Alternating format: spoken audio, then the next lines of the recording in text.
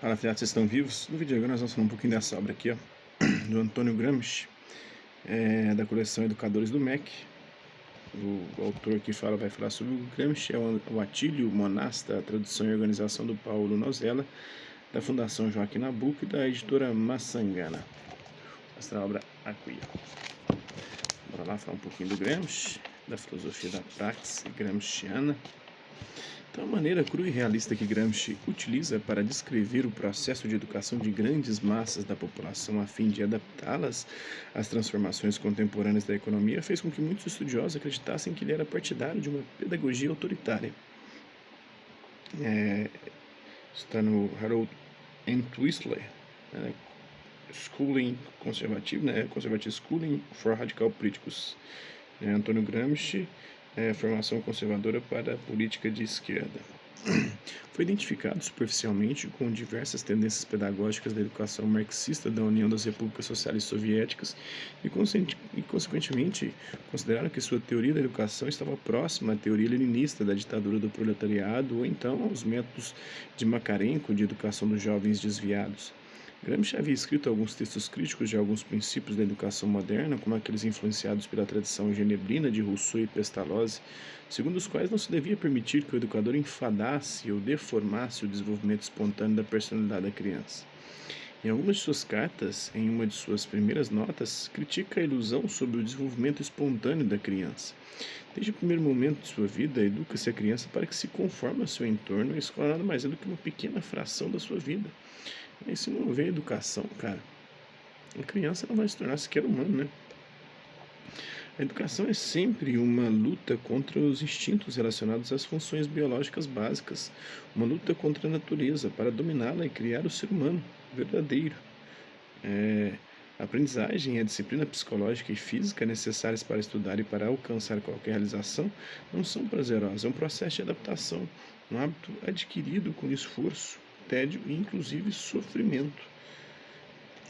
Embora possamos ter algumas dúvidas sobre a opinião verdadeira de Gramsci a respeito dos métodos pedagógicos de ensino na escola ou em família, devido ao reduzido espaço dedicado a esses temas em seus escritos, a teoria geral sobre educação, pelo que se depreende do pensamento de Gramsci, é inequívoca.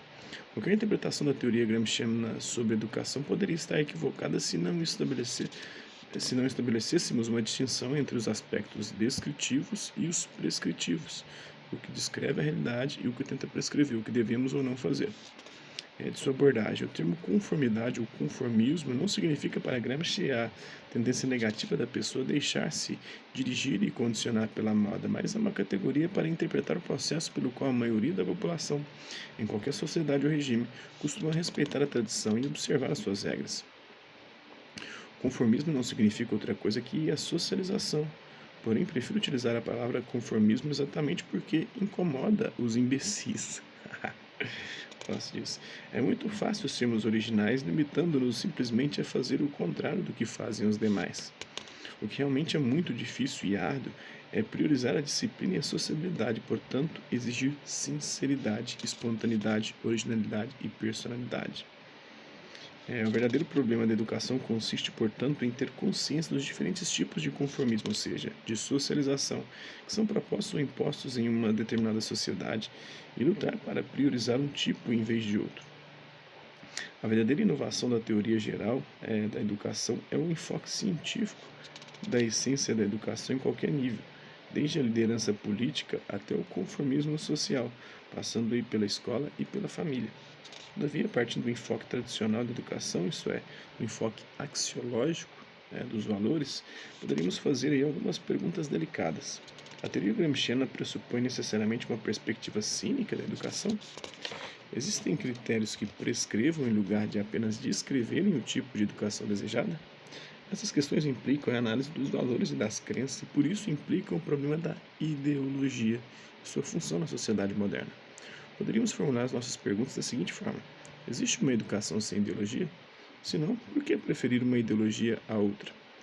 Na primeira fase de sua análise sobre ideologias, o Gramsci afirma que as ideologias não possuem existência autônoma, mas são deformações de teorias decorrentes da transformação das mesmas em doutrinas. Então, a ideologia é quando uma teoria é transformada em doutrina, é o que ele está defendendo aqui. E aí doutrina vira dogma, né? Uma verdade incontestável e irrefutável, e as pessoas, né, se filiam a ela e começam a atacar a outra, né? A outra não ataca a teoria, mas ataca as doutrinas, a ideologia. Não tenta compreender a teoria, isto é, não são um instrumento para entender a realidade, mas são uma série de princípios morais para orientar as ações práticas e o comportamento humano. Essa transformação da teoria em doutrina, e em seguida desta em ideologia, não é espontânea, nem de acordo com o próprio marco teórico, mas é orgânica. O intelectual orgânico faz isso, depois ele vai falar, né? Da utilização política das teorias, ou seja, é em si mesma ideológica. Poderíamos dizer que o conceito de ideologia, e inclusive é o que o Olavo de Carvalho faz, né? Ele critica muito Gramsci, o marxismo cultural, mas ele usa as estratégias de Gramsci com os intelectuais orgânicos, né?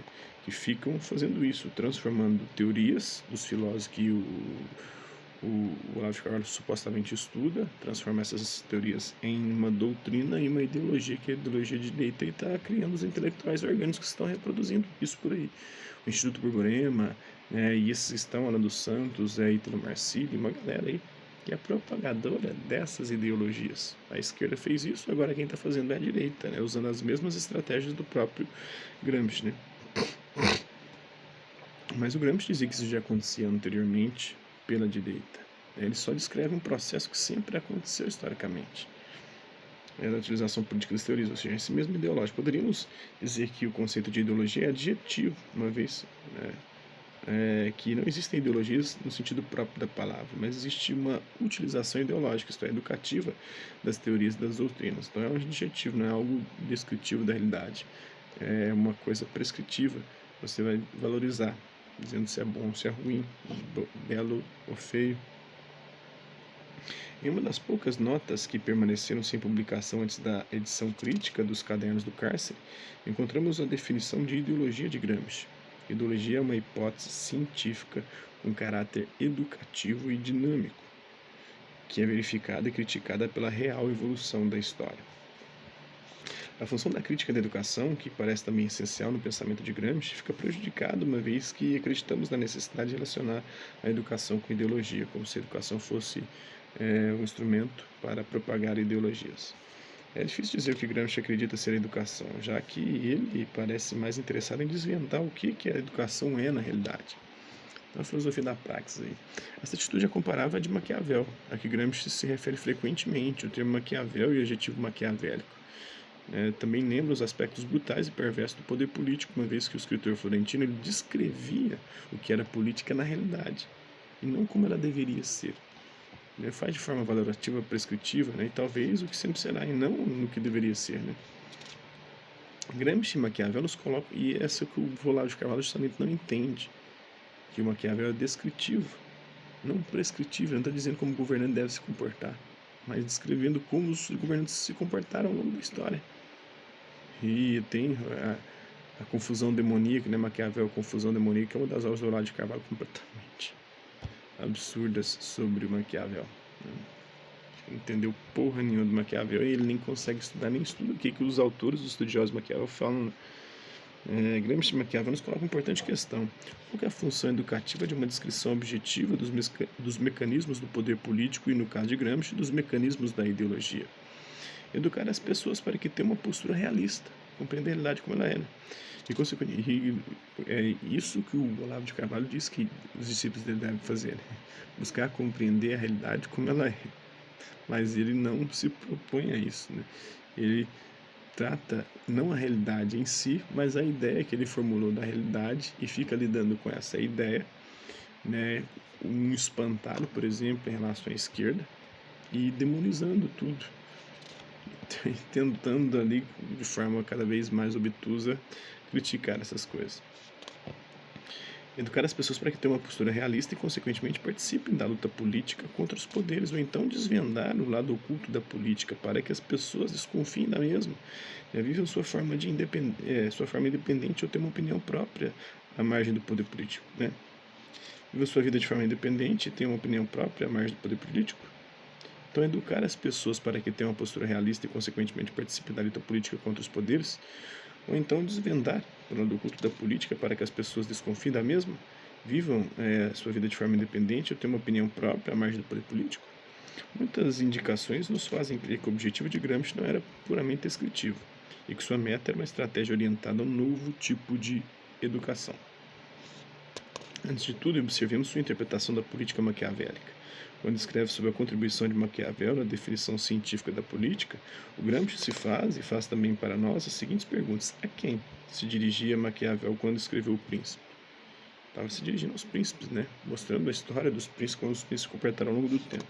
É engraçado que essa transformação de teoria em doutrina e depois ideologia já era feita antigamente, né? A teoria da evolução foi transformada numa doutrina e depois numa ideologia, ideologia da superioridade racial. Já sempre aconteceu isso. Então Maquiavel, quando ele fala do intelectual orgânico, ele vai fazer essa transição ao intelectual orgânico, ele está falando sobre isso. Ele está descrevendo a realidade. O próprio Maquiavel, quando ele começa a falar do príncipe, ele está descrevendo a realidade. Qual era o seu objetivo e sua política? Parece evidente que Maquiavel não queria nem necessitava ensinar aos dirigentes como conseguir o poder e como mantê-lo. Mas ele queria explicar e mostrar o mecanismo real da política, como é que era o funcionamento. A definição de política de Maquiavel não corresponde à política que ele mesmo praticava, já que o efeito educativo de uma compreensão crítica da política consistia em tornar as novas classes mais conscientes, né, e, consequentemente, mais fortes em oposição à velha classe aristocrática dirigente. Em segundo lugar, o processo científico e descritivo introduz por si só uma nova concepção do pensamento crítico. O senso comum nos diz que a crítica é uma espécie de oposição contra alguma coisa, mas que queremos, alguma coisa que não queremos. Pelo contrário, para Gramsci, o pensamento crítico não é um jogo teórico que contrapõe duas teorias ou duas ideologias, nem é uma ilusão idealista de que a teoria, a cultura e, consequentemente, a educação podem ser independentes de sua base material histórica. Gramsci entende que o pensamento crítico é a investigação contínua e o desvendamento das bases materiais da própria teoria. Quais são as bases materiais que levaram a teoria a ser desenvolvida? Isto é, a crítica da utilização ideológica da teoria. Concluindo, Gramsci não é cientificamente neutro em sua estratégia educativa. A seu juízo, existe um particular enfoque ideológico, isto é, educativo, que é preferível a qualquer outro, não por razões teóricas, nem porque algum enfoque seja o certo e os outros sejam falsos, errados, mas sim por razões práticas. É a filosofia da praxis, um instrumento ideológico para expandir a consciência das massas sobre o mecanismo da política e da cultura e sobre a determinação histórica e econômica das ideias, tornando as massas populares melhor capacitadas para controlar suas vidas e dirigir a sociedade, ou controlando os que a dirigem. Esse é um pouquinho do Gramsci, né? Cara, muito bom e elucidativo isso aqui, principalmente para a gente compreender o atual momento histórico que nós estamos vivendo. Espero que vocês tenham gostado do vídeo. Quem curtiu, dá um like. Quem não curtiu, dá um dislike. Quem se interessar pelo conteúdo do canal, é só se inscrever, ativar o sininho, guardar os próximos vídeos e as próximas notificações. Deixe também seus comentários, o que você tem achado dos vídeos, sugestões de temas e assuntos para serem abordados em vídeos posteriores. E colabore com o nosso canal, compartilhe os nossos vídeos e ajude-nos a chegar a maior número de pessoas possíveis. Gostaria de agradecer aos mais de 2.500 inscritos no nosso canal, agradecer também aqueles que oram por conta de conteúdo do passo por aqui, deixando sua visualização, seu like, seu dislike, seus comentários, que eles compartilhem os nossos vídeos, compartilhem o nosso canal, seja aqui nessa plataforma no YouTube e outras redes sociais. No mais é isso aí, hasta la vista, babies, e até a próxima.